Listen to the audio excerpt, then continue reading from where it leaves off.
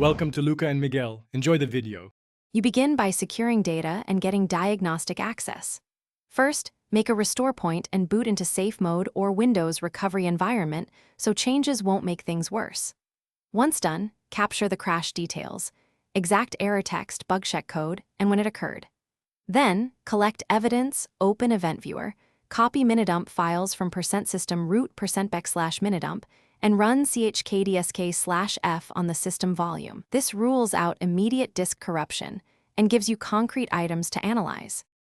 You must identify the root cause by inspecting dumps and driver activity.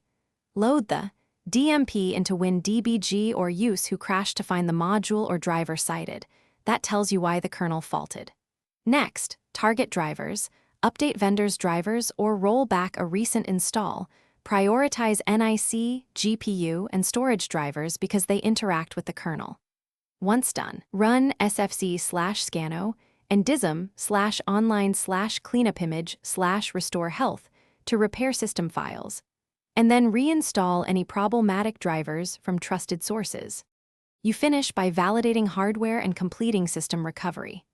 Run memtest86 to rule out bad RAM and check smart attributes for storage devices. Replace failing parts if detected.